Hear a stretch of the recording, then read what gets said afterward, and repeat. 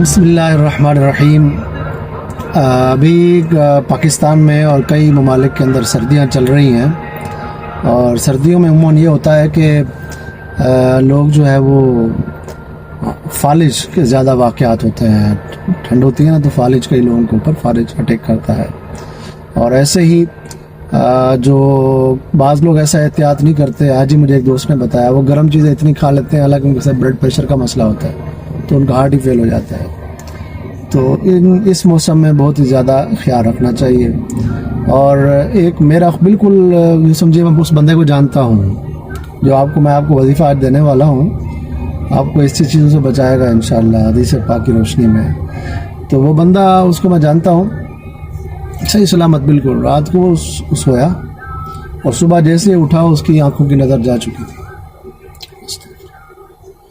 وہ اس کو آنکھوں سے کچھ نظر نہیں آ رہا تھا، پیسے والا بندہ تھا، علاج کرایا اس نے، ڈاکٹروں نے جواب دے دیا کہ اس کا کوئی علاج نہیں ہے، یہ پہلی بار ایسا ہوا ہے۔ آنکھیں سلامت ہیں بالکل، اندر دماغ کے اندر کوئی ایسی نس وغیرہ کا مسئلہ ہوا۔ اللہ تعالیٰ ہمیں زوال نعمت سے بچائے اور نعمت کی شکر گزاری کی توفیق عطا فرمائے۔ تو میں آپ کو جو آج وظیفہ دینے والا ہوں، یہ انشاءاللہ العزیز آپ کو فالج سے اور اندھا پن ہونے سے، تھوڑی عمر بڑھتی ہے تو بندے کی نظریں کمزور ہونا شروع ہو جاتی ہیں، اندھا پن سے اور کوڑ سے، برس جس کو کہتے ہیں کوڑ، اس سے، اور پاگل پن سے کہ دماغ جو ہے وہ انسان کا ایسا ٹھیا گیا ہے، پاگل ہو گیا لوگ۔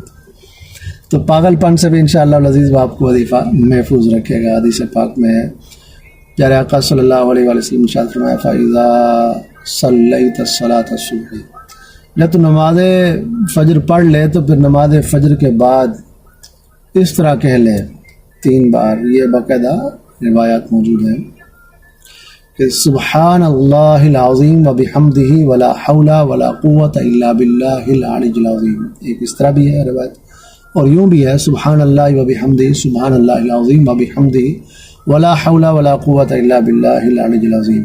انشاءاللہ العزیز ان چاروں بیماریوں سے بھی محفوظ رہیں گے۔ اس کے علاوہ جوڑوں کے درد ہے اور اس قسم کی جو بھی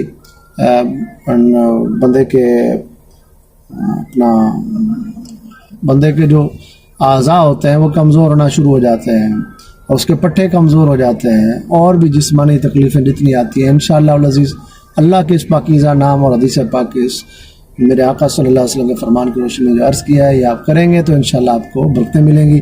ہمارے ساتھ رہیے تاکہ آپ کو اس قسم کی مستند بہترین اور اچھی باتیں سیکھنے کو ملیں۔ اس کو آگے شیئر بھی کیجیے تاکہ دوسرے مسلمانوں کو اس سے فائدہ ہو۔ جزاک اللہ خیرہ، اپنا خیال رکھیے۔